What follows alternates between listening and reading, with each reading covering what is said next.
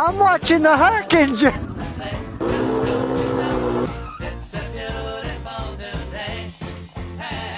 How's it going, everybody? Welcome back to the channel. Today I'm giving you guys an update on my 1980 Yt125 Yamaha. I'm going to show you what I've done to it. You guys have seen it, but very briefly. I'm just going to do a little recap of some of the things I've done and show you what I got going and my plans and what I got in the works right now. So to start off, if you guys don't remember the story of this thing, I picked it up at a swap meet for $50. It was in a lot worse shape than it is now. I've got a lot done to it, and I've done a lot for it. Bought a lot of parts, accumulated everything so far that I have needed. But anyway, I got it for $50, and I've slowly been working on it. Not a whole lot, but I'm going to go over what I've done now here in this video. So first of all, I did find a seat for it. I do have a chunk of foam gone here, so I'm planning on taking it to an upholstery shop to have them fix the foam and get that repaired so I can put a nice cover on it. My seat pan itself is in immaculate condition. It's got no rust on it whatsoever. As you can see, plastics are pretty good. They're dirty from just sitting around, but no cracks. Mud flaps, I gotta find the mud flap for the front wheel. Yeah, I got a set of pegs for it, which it didn't have when I first got the machine. And then I've rebuilt the pull start, so it works good. Whoops, I'll show you here. Pull start, new hardware, and this adapter plate that goes here. Mine was cracked out because they put too big of bolts through, so I got a new one of those and put on. Okay, I'm gonna pull these fenders off. Okay, so I got two tires on. Trail Pros, as you can see, excellent condition. But I do need to put inner tubes in them because they're not sealing.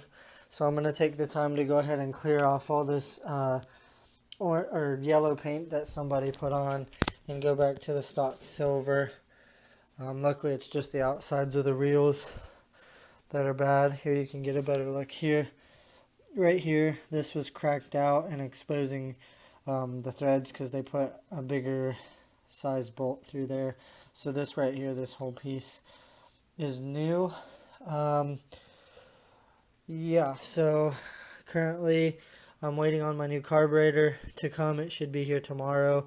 I do have the air box and everything right there. So I'll put the carb on there and we will go from there. So something for you guys who may be watching this who have a Yamaha, and especially the early model, being the 1980. This right here is the original style kill switch and thumb throttle, which would sit somewhere like right there, and it's got this fat like snowmobile type throttle, and then the cable has to feed through here and hook into there, and it's almost virtually impossible to find a cable that will fit that style. And as you can see, my Bakelite button is just pretty much rotted and gone. So my solution was I got this thumb throttle off of Amazon. I think it was like $10 for a 7/8 handlebar.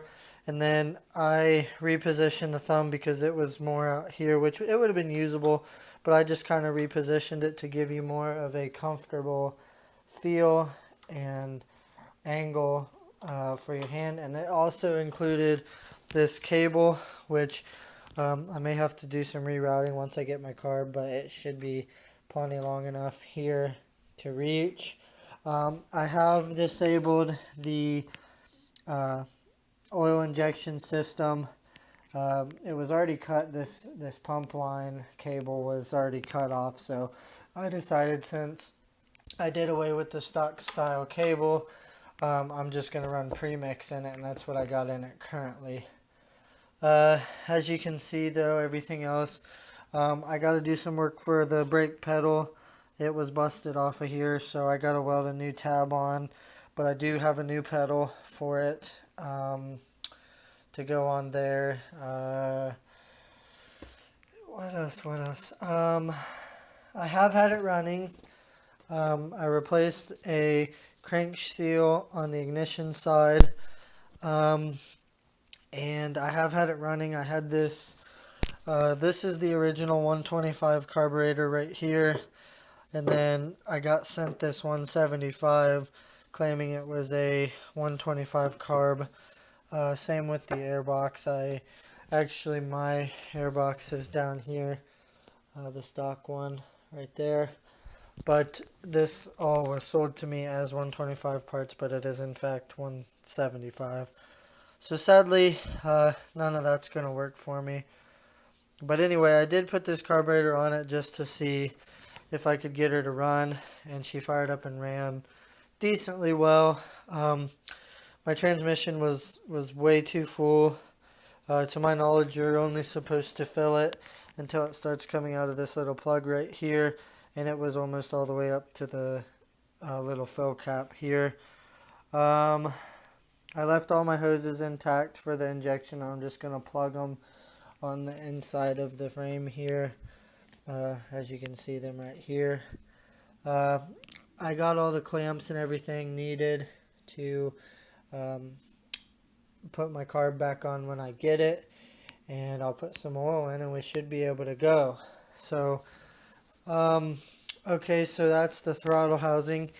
And then for a kill switch, this is a XR-CR style kill switch. It's just a momentary push and hold to shut the motor off, and it actually plugs right in to the stock Yamaha plug with a male and female bullet connector, and they actually send you some extra ones with that kill switch in case you need to do some changing around.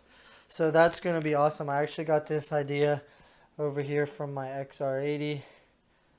As you can see, there's one on that bar. But I think it fits the era, and it does away with the inconsistency of being able to buy parts. Because like I said, it's almost impossible to find cables, let alone this unit to replace the Bakelite button. And this one did work because I could kill my spark with it. But this is just going to be so much simpler. When you're done, you just press down and go. It's all new, so it's going to be perfect. And they still sell these reproduction. So this is the setup that I've came up with. It should work out pretty well, I think. And it kind of eliminates a couple of the issues as well. So I just got to get a front tire to put on. And then I am going to get some tubes put in the rear. I might wait to buy the tubes so I can buy 3 at once. I don't know yet, because these will hold air. If I pump them up, they'll hold for, I don't know, 3 hours or so. So enough that I can test ride it and things. So yeah, guys, that's just a quick little update on the Trimoto. I know it's been a while since you've seen it. Oh, I do also have the seat bracket coming that holds it down to the frame. Because mine was missing.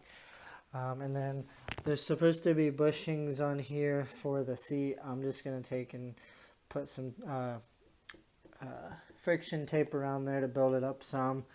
As I said, this will no longer need to be used, so if my oil light is on up here at the headlight, I'll probably just unplug it, or I might just let it on. It don't really matter to me, because I'm going to be running premix.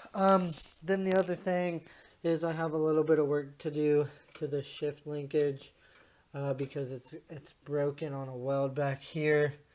It's a little dark, sorry, but it's broken. When you push down or up on it, it kind of tries to bend. So I either got to get a new style shift linkage off of a newer 125 or weld that. I'm not really sure exactly what has to be done to correct that, or if it's a direct fit.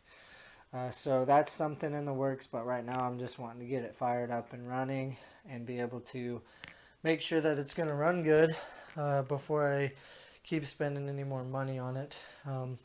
because at least all this stuff like the switch and the throttle I can always use on another project if need be. But that's going to go ahead and do it for this one, guys. A little different video. Hope you liked it. Let me know if this is what you want to see me working on this thing. And we're going to get out and do some more riding here soon. Christmas is in just a few days. I'm not sure if I'll upload anything else before then. So if not, have a Merry Christmas, everybody. I hope you guys get some three-wheeler parts in your stocking and Santa takes good care of you. To all the kids and everybody that watches. Thanks, guys. Leave me a like, comment, and subscribe, and we'll see you on the next one. Bye-bye.